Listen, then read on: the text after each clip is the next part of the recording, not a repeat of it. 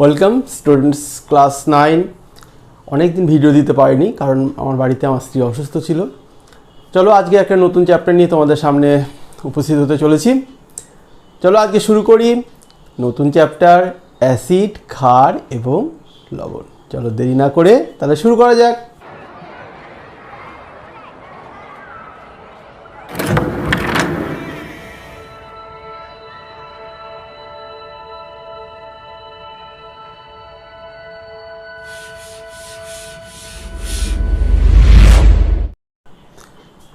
বিগত 7-8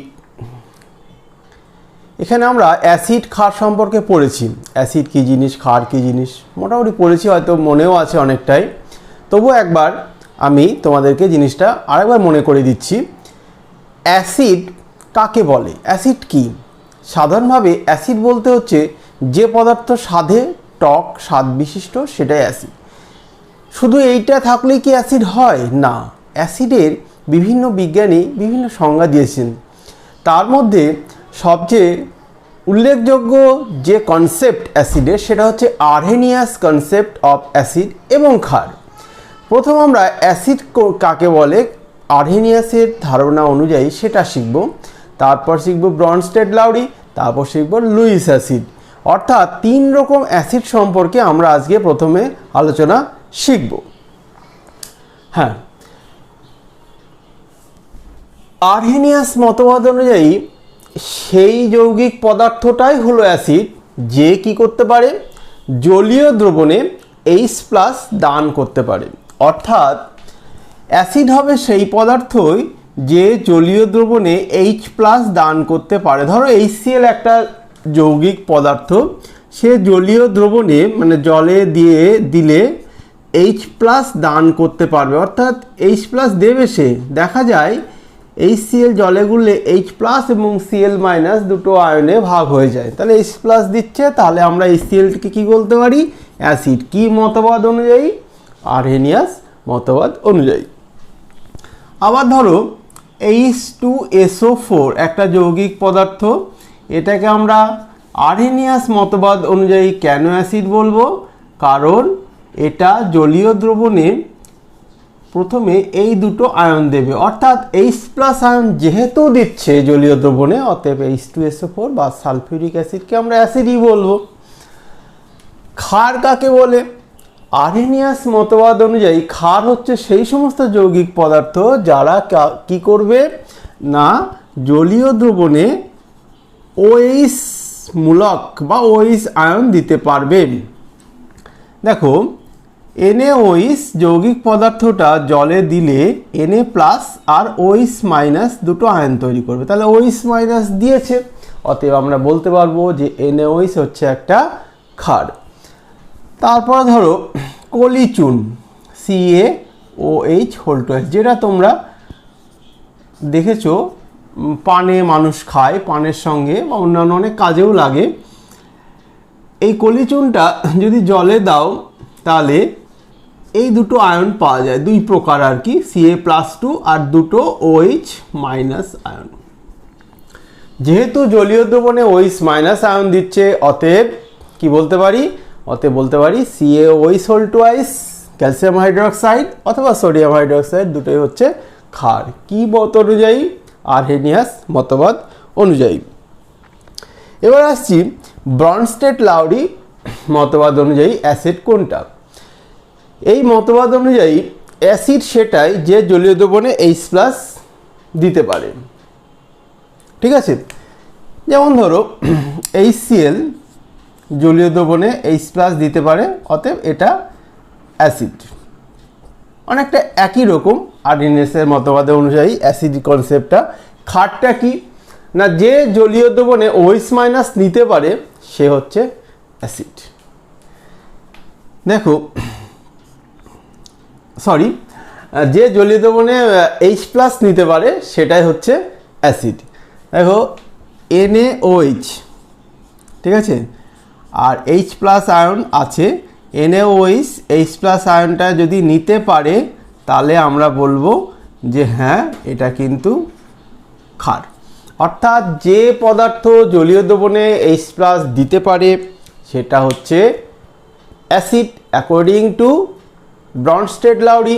এবং যে পদার্থ, যৌগিক পদার্থ অবশ্যই জলীয় দ্রবণে H+ নিতে পারে, মানে জলীয় দ্রবণ থেকে H+ নিয়ে নিতে পারে, সেটা হচ্ছে ক্ষার।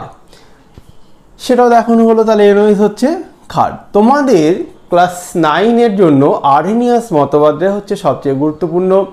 ব্রনস্টেড-লাউরি সম্পর্কে পরে বিস্তারিত পড়বে, আরও অনেক কিছু জানবে। আজকে এ পর্যন্তই, ঠিক আছে। লুইস মতবাদটা কি? দেখো, সব পদার্থই যে জলে দ্রবীভূত হবে মানে এরকম তো কোনো কথা নেই। তোমরা দেখবে অনেক জিনিসই আছে জলে দ্রবীভূত হয় না, তাহলে সেগুলো কি অ্যাসিড হতে পারে না? আমরা দেখো দুটো যে কনসেপ্ট বললাম, জলীয় দ্রবণে অর্থাৎ জলে দ্রবীভূত হবে, দ্রবণ তৈরি হবে, কিন্তু দ্রবণ যদি তৈরি না হয় জলের সঙ্গে, তাহলে কি সেটাকে অ্যাসিড বলা যাবে না? না। লুইস একটা কনসেপ্ট নিয়ে আসেন। কি কনসেপ্ট না, যে সমস্ত যৌগিক পদার্থ জলীয় দ্রবণে কি করতে পারে, যে সমস্ত যৌগিক পদার্থ নিজে ইলেকট্রন গ্রহণ করতে পারে, ইলেকট্রন জোড় গ্রহণ করতে পারে, তাকে বলবো অ্যাসিড। আবার যে সমস্ত যৌগিক পদার্থ ইলেকট্রন জোড় দান করতে পারে, সেটাকে বলবো ক্ষার। দেখো, লুইস মতবাদ অনুসারে ধরো অ্যালুমিনিয়াম ক্লোরাইড AlCl3 বা ZnCl2 বা FeCl3, এরা কি করতে পারে, জলীয় দ্রবণ বলে কথা নয়, এ কিন্তু যে রিয়াকশন মিডিয়াম থাকবে, অন্য পদার্থ থাকবে, সেখান থেকে ইলেকট্রন যদি থাকে, ইলেকট্রন কিন্তু কি করতে পারে, ইলেকট্রন গ্রহণ করে নিতে পারে। আর অ্যালুমিনিয়াম, এই ক্ষার কাকে বলছে না, ক্ষার হচ্ছে ইলেকট্রন জোড় দান করতে পারে। ঠিক আছে, NH3, তারপরে ধরো PH3, হ্যাঁ, ফসফিন, এগুলোতে কি হয়, এই যে আমি দুটো ডট দিলাম এ নাইট্রোজেনের মাথায়, তার মানে একটা নিঃসঙ্গ ইলেকট্রন জোড়কে বোঝানো হলো। PH3 যাকে বলা হয় ফসফিন, তার মাথাতে দুটো ডট দিয়েছি, মানে একটা নিঃসঙ্গ ইলেকট্রন জোড় বোঝানো হয়েছে। অ্যালুমিনিয়াম ক্লোরাইডের কি হয়, এর না ইলেকট্রন ঘাটতি আছে, তাই ইলেকট্রন নেবে, যে ইলেকট্রন নিতে পারবে লুইস মতবাদ অনুযায়ী সে হচ্ছে অ্যাসিড, আর যে ইলেকট্রন দিতে পারবে লুইস মতবাদ অনুযায়ী সে হচ্ছে ক্ষার। তা এই যে লুইস মতবাদ, এর সম্পর্কেও বিস্তারিত তুমি জানবে, কিন্তু আরেকটু বড় হয়ে, অর্থাৎ উঁচু ক্লাসে গিয়ে। আজকের আলোচনায় আমরা, বা এই চ্যাপ্টারের আলোচনায় আমরা কিন্তু যে বিষয়টা, যে মতবাদটাতে আমরা থাকবো, সেটা কিন্তু আরহেনিয়াস কনসেপ্ট অফ অ্যাসিড এবং ক্ষার। ঠিক আছে, তাহলে চলো আরও বিস্তারিত আমরা জানি। দেখো, অ্যাসিড কাকে বলে, তাহলে আরহেনিয়াস কনসেপ্ট অনুযায়ী অ্যাসিড কাকে বলে আমরা জেনেছি। অ্যাসিডের সাধারণ বৈশিষ্ট্য কি, দেখে কি করে চিনব? দেখো, দেখে চেনা খুব কঠিন ব্যাপার। জলের যেরকম রং, hydrochloric acid, sulphuric acid, nitric acid, তুমি দূর থেকে দেখে কিন্তু, মানে যদি সেটা লঘু হয় তাহলে কিন্তু হঠাৎ তুমি বুঝতে পারবে না। তাহলে কি খেয়ে দেখবো? দেখো, এটা খুব সাংঘাতিক কনসেপ্ট যে খেয়ে দেখে নেবো এটা জল না অ্যাসিড, মোটেই সে কাজ করা যাবে না। কারণ অ্যাসিড মানে টক, আমরা তাহলে সে একটু জিভে দিয়ে দেখি, এই কাজটি কিন্তু কখনোই করা যাবে না। আমরা মুখে বলি যে অ্যাসিড স্বাদের টক হয়, তবে সেটা টেস্ট করে দেখবো সবসময়, কারণ সেটা অন্য কোনো খারাপ পদার্থ হতে পারে যেটা আমাদের শরীরের পক্ষে ক্ষতিকর। তাই কোনো পদার্থ ল্যাবরেটরিতে গিয়ে কিন্তু মুখে দিয়ে টেস্ট কখনোই করবে না, স্যারের অনুমতি ব্যতীত। এখন অ্যাসিড কয় প্রকার হয়? অ্যাসিড যদি আমরা উৎস অনুসারে ভাবি, তাহলে অ্যাসিড কিন্তু দুই প্রকার হয় উৎস অনুসারে। উৎস অনুসারে মানে ধরো অ্যাসিডটা কোথায় থেকে পাওয়া গেছে। এক হচ্ছে উৎস অনুসারে দুরকম হয়, এক হচ্ছে অজৈব অ্যাসিড, আর দুই হচ্ছে জৈব অ্যাসিড। জৈব অ্যাসিড, তা অজৈব অ্যাসিড আর জৈব অ্যাসিড জিনিসটা কি, কোথায়? দেখো, নামের মধ্যেই বলা আছে যে জিনিসটা কোথা থেকে পাওয়া যাবে, উৎসর কথা বলা আছে। জৈব অ্যাসিড জীব কাদের বলা হয়? উদ্ভিদ এবং প্রাণীদেহকে তো আমরা জীব বলি। তা উদ্ভিদ এবং প্রাণীদেহ থেকে যদি কোনো অ্যাসিড আমরা সংগ্রহ করতে পারি, তৈরি করতে পারি, তাহলে সেই অ্যাসিডটাকে বলবো আমরা জৈব অ্যাসিড। আর সেটা ব্যতীত খনি, মাটির নিচ থেকে বিভিন্ন পদার্থ সমন্বয়ে যদি কোনো আমরা অ্যাসিড আমরা তৈরি করতে পারি, বা মাটির নিচে কোনো খনি থেকে যদি কোনো অ্যাসিড আমরা সংগ্রহ করতে পারি, সেই অ্যাসিডটাকে আমরা বলবো অজৈব অ্যাসিড। অর্থাৎ জৈব অ্যাসিড মানে তার মধ্যে কার্বনের উপস্থিতি কিন্তু অবশ্যম্ভাবী, কারণ জৈব পদার্থ মানে কার্বন থাকবেই থাকবে। তবে কার্বন থাকলেই যে জৈব অ্যাসিড হবে এমন কোনো কথা নেই, কারণ প্রথমেই বলেছি যে অ্যাসিডটা আমরা পাবো সেটা কিন্তু জৈব পদার্থের মধ্য থেকে আমরা পেতে পারি, সেটাকে জৈব অ্যাসিড। আর অজৈব পদার্থ মানে খনি, মাটি, এগুলো থেকে যদি আমরা সংগ্রহ করি তাহলে বা তৈরি করি, সেক্ষেত্রে বলবো অজৈব অ্যাসিড। উদাহরণ হিসাবে অজৈব অ্যাসিডের উদাহরণ HCl hydrochloric acid, H2SO4 sulphuric acid বা নাইট্রিক অ্যাসিড, ঠিক আছে, বা carbonic acid H2CO3 carbonic acid. জৈব অ্যাসিডের মধ্যে acetic acid CH3COOH, formic acid HCOOH formic acid, ঠিক আছে। এরকম অনেক অ্যাসিড আছে, C6H5COOH বেনজোইক অ্যাসিড, ঠিক আছে। তারপরে তোমার COOH একে বলা হয় অক্সালিক অ্যাসিড। নামগুলো একবার বলছি। CH3COOH অ্যাসিটিক অ্যাসিড, যেটা ভিনিগারে থাকে। HCOOH ফর্মিক অ্যাসিড, যেটা তোমার কি থাকে, পিঁপড়ের হুলে থাকে। C6H5COOH বেনজোইক অ্যাসিড, এটা কিন্তু কঠিন পদার্থ কিন্তু, জানো তো। অক্সালিক অ্যাসিড এটাও কঠিন পদার্থ। তাহলে অ্যাসিড মানেই যে তোমার তরল হতে হবে এমন কোনো কিন্তু কেউ মাথার দিব্যি দেয়নি। এগুলো জলে দ্রবীভূত হয়, জলে দিলে H+ আয়ন পাওয়া যায়। হ্যাঁ, এই যে COOH অক্সালিক অ্যাসিড দেখছো, এটা বাজারে না তুমি ভ্যানিশ পাউডার নামে পাবে। ধরো তোমার জামা বা প্যান্টে কোনো দাগ লেগে গেছে, সেই দাগটা রিমুভ করার জন্য বাজারে ভ্যানিশ পাউডার তো পাওয়া যায়। সেই ভ্যানিশ পাউডার আসলে কিছুই নয়, এটা হচ্ছে অক্সালিক অ্যাসিড, ঠিক আছে। COOH যদিও অক্সালিক অ্যাসিড সঙ্গে কী থাকে, 2 অণু কেলাস জল থাকে, ঠিক আছে। সেটা আমরা এখানে লিখিনি, অক্সালিক অ্যাসিডের সিম্পল সংকেতে আমরা এখানে লিখেছি। তাহলে উৎস অনুসারে অ্যাসিড কত রকম হয় লিখেছি। দেখো এখানে একটা অ্যাসিডের নাম সংকেত লেখা আছে H2CO3 কার্বনিক অ্যাসিড। যে কোল্ড ড্রিঙ্কস বা তুমি যে সোডা ওয়াটার যেটা খাও, মানে সোডা ওয়াটার বলো, লেমনেড বলো, সেখানে কিন্তু H2CO3 মানে কার্বনিক অ্যাসিড থাকবেই থাকবে। কার্বনিক অ্যাসিডে কার্বন কিন্তু আছে, তাই না। H2C একটা C আছে, তাহলে এটা স্যার জৈব অ্যাসিড হলো না কেন? দেখো জৈব অ্যাসিডের প্রথম একটি শর্ত ছিল না, জৈব পদার্থ থেকে এক্সট্রাক্ট করতে হবে বা তৈরি করতে হবে। এরকম কিন্তু এখান থেকে কোনো জৈব পদার্থ থেকে কিন্তু কার্বনিক অ্যাসিড পাওয়া যায় না, যদিও ভিতরে কার্বন আছে। তাহলে কার্বন থাকলেই যে সেটা জৈব অ্যাসিড হবে তা নয়। উদাহরণ হিসেবে আমরা H2CO3 কিন্তু বলতে পারি। তাহলে এই যে পদার্থগুলো আছে, কোনো না কোনো পদার্থে পাওয়া যায়। হ্যাঁ, কোনো ক্ষেত্রে প্রাণী দেহে, কোনো ক্ষেত্রে উদ্ভিদ দেহে, কোথাও না কোথাও কিন্তু এগুলো পাওয়া যায়। এরপর আসছি অ্যাসিডের শ্রেণীবিভাগে তীব্রতা অনুযায়ী। কোনো অ্যাসিড এর তীব্রতা বেশি, কোনো অ্যাসিডের তীব্রতা কম। তোমরা দেখেছো সোনার দোকানে কিন্তু সোনাকে গলিয়ে দেওয়া যায়, এরকম কিছু কথাবার্তা তোমরা হয়তো অনেকে শুনেছো বা অনেকে জানো হয়তো। যারা শুনেছো ঠিকই শুনেছো, যারা জানো তারাও ঠিকই জানো। এখন তাহলে তীব্রতা একটা ব্যাপার, যে কোনো অ্যাসিড দিলে তো জিনিসটা হয় না। আমরা বাড়িতে সোনাদানা প্রত্যেকের বাড়িতে অল্প বিস্তর আছে, তা সেটা অ্যাসিডে দিলে পরিষ্কার হয় মাত্র, কিন্তু অ্যাসিডে দিলে গলে যায় না। তাহলে কী এমন অ্যাসিড সোনার দোকানে দেয় যার ফলে সোনাটা গলে যায়? আসবো সেগুলোতে। প্রথমে আসি তীব্রতা অনুযায়ী অ্যাসিড কয় প্রকার হয়। তীব্রতা অনুযায়ী অ্যাসিড কিন্তু 2 রকম হয়। কী রকম? এক হচ্ছে মৃদু অ্যাসিড, মৃদু অ্যাসিড, আর হচ্ছে তীব্র অ্যাসিড, তীব্র অ্যাসিড।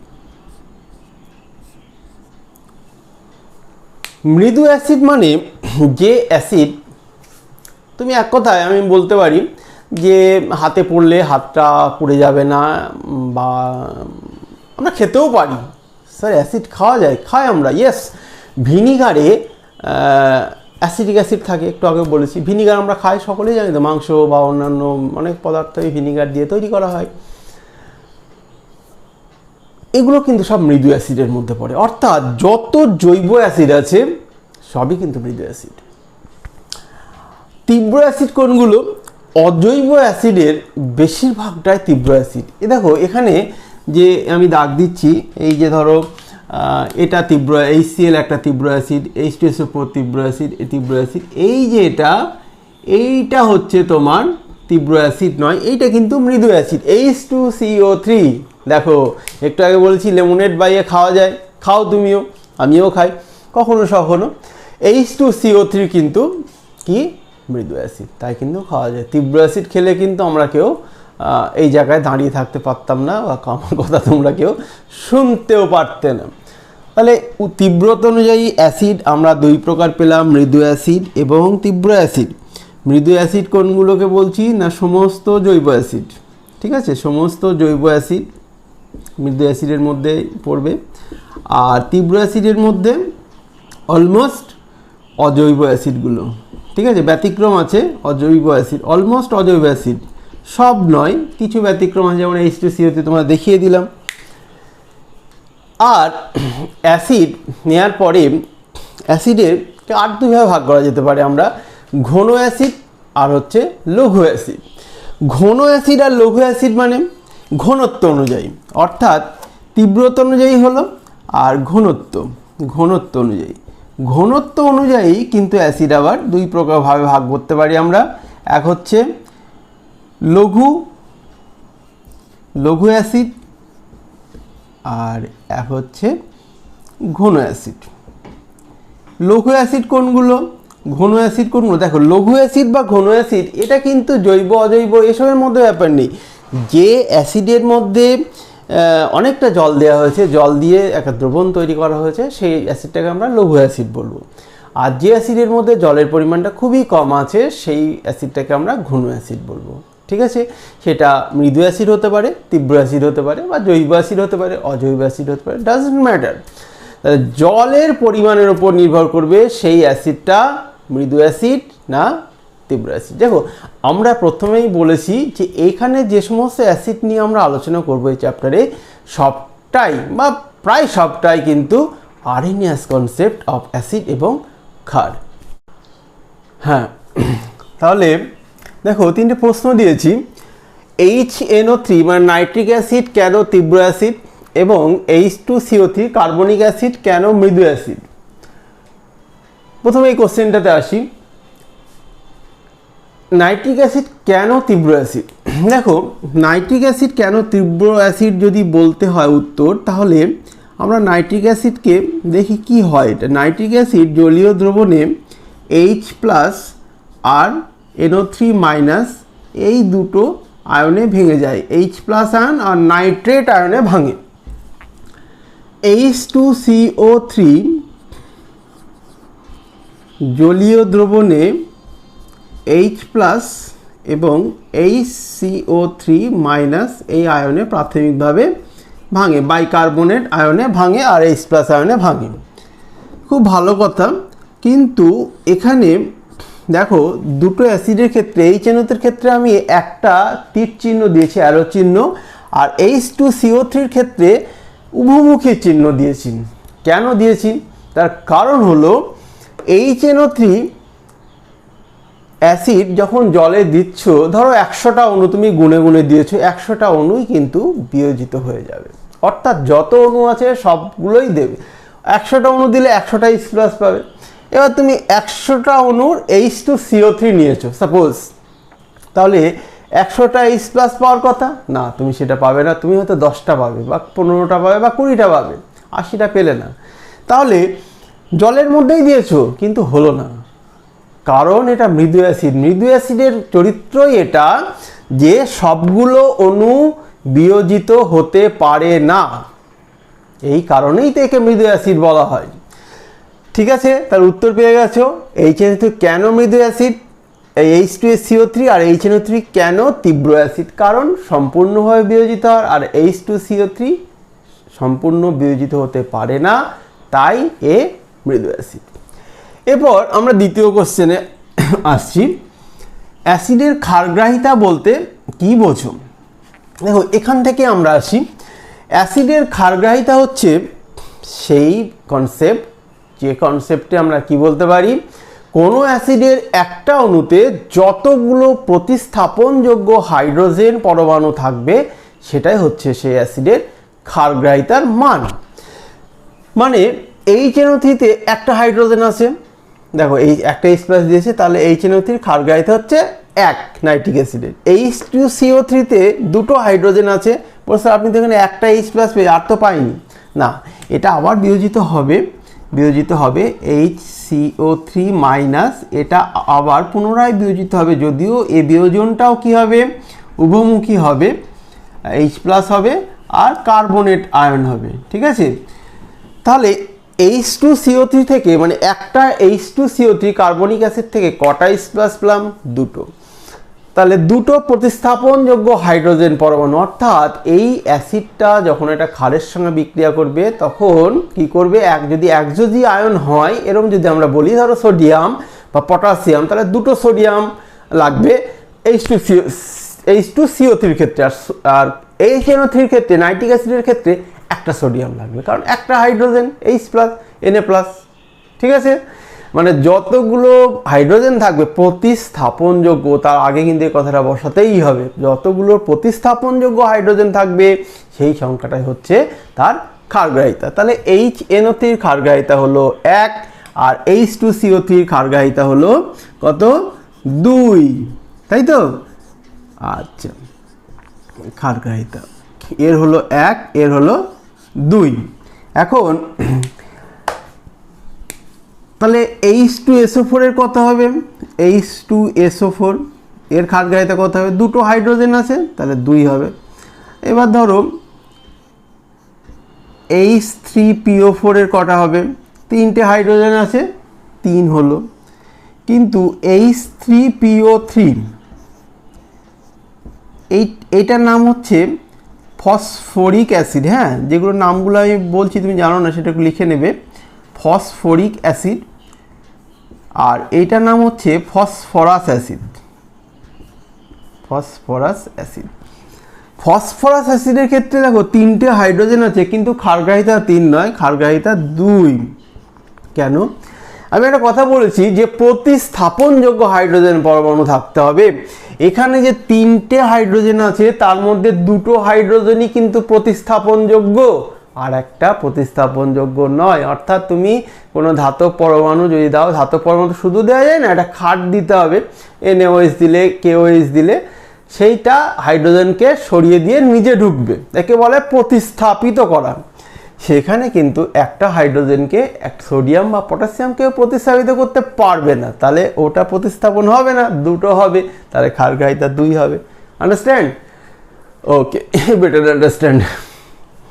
এবার দেখো আরেকটা প্রশ্ন আছে, তাহলে ক্ষারগ্রাহিতার ব্যাপারটা তোমাদের কাছে আশা করি পরিষ্কার হয়ে গেছে, তোমরা এগুলো জানতে, আমি আর একবার করে তোমাদেরকে মনে করে দিলাম মাত্র। কোনো পদার্থ যে অ্যাসিড তা তুমি কিভাবে শনাক্ত করবে?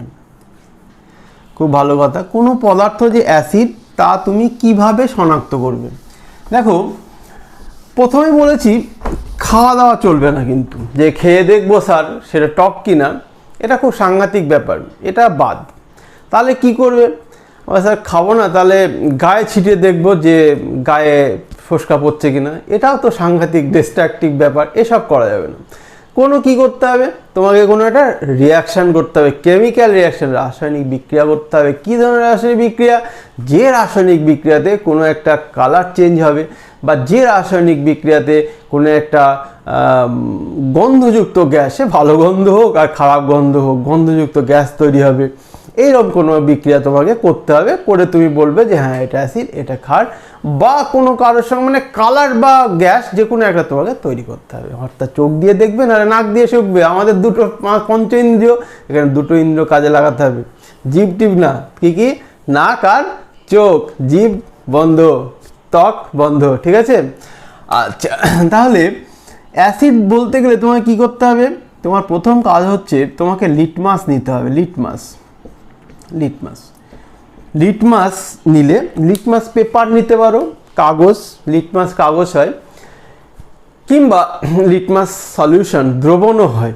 লিটমাস যদি নাও, লিটমাস দ্রবণ অ্যাসিড যে মধ্যে যদি দাও তুমি, অ্যাসিডের মধ্যে দিলে এর রং হবে লাল, ঠিক আছে। লিটমাস দ্রবণ অ্যাসিডের রং হবে লাল। আর তুমি এটা দিয়ে সঙ্গে সঙ্গে বলতে হবে ও লাল হয়ে গেছে, বলে তুমি যদি লাল লিটমাসই দাও তাহলে হবে না। তোমাকে কি দিতে হবে, কি লিটমাস, নীল লিটমাস দিতে হবে, ঠিক আছে। তোমাকে এই অ্যাসিড কিনা জানতে গেলে যে লিটমাস পেপারটা ব্যবহার করতে হবে সেটা নীল নেবে। নীল নিয়ে সেই দ্রবণটার মধ্যে দিয়ে যদি দেখো সেটা লাল হয়ে গেছে, তাহলে বলবো স্যার ওটা কিন্তু অ্যাসিডই ছিল। এবার ধরো যে দ্রবণের মধ্যে লাল নিয়েছো তুমি, লালটা দিয়েছো, লালই আছে, বলে স্যার এটা অ্যাসিডে তো লাল হয়। দেখো কোনো যদি প্রশম দ্রবণে দাও, লালটা লালই থাকবে, নীলটা নীলই থাকবে। তাহলে যদি তুমি লাল নিতে, তাহলে হতো হয় অ্যাসিড, নাহলে প্রশম দ্রবণ, মানে জল হতে পারে, অন্য কোনো প্রশম তরল পদার্থ হতে পারে, CCl, অনেক প্রশম পদার্থ, কার্বন ডাইসালফাইড আছে, হ্যাঁ, এরকম অনেক পদার্থ আছে। অর্থাৎ তোমাকে জিনিসগুলো ভালো করে ফলো করতে হবে, ভালোভাবে মনটাকে একটা জায়গায় রাখতে হবে, তাহলেই দেখবে জিনিসটা খুব ইজি হয়ে গেছে। তাহলে আমরা কোনো পদার্থ অ্যাসিড তুমি কিভাবে শনাক্ত করবে না, লিটমাস, এই লিটমাস বা মিথাইল অরেঞ্জ বা ফেনলফথ্যালিন এগুলোকে বলা হয় নির্দেশক। নির্দেশকের কি কাজ, নির্দেশকের কাজগুলো আমরা আসবো পরে, আগে খাটটা আমরা পড়ে নিয়ে, মানে প্রশমন বিক্রিয়ার সমাপ্তিক্ষণ নির্ণয় করা। তবে আমরা এখানে নির্দেশকটাকে কী ব্যবহার করলাম না, কোনো পদার্থ অ্যাসিড না ক্ষার সেটা জানার জন্য কিন্তু নির্দেশক ব্যবহার করলাম। সে লিটমাস নির্দেশক দিয়েই কিন্তু আমরা বলে দেবো যে এই পদার্থটা অ্যাসিড না ক্ষার, ঠিক আছে। আজকে এই পর্যন্ত থাকবে। নেক্সট ক্লাসে আমরা পরবর্তী যেরকম আছে আর কি, এই চ্যাপ্টারে অনেকটাই বড় চ্যাপ্টার আছে, আমরা আসবো, ঠিক আছে। ভালো থেকো তোমরা।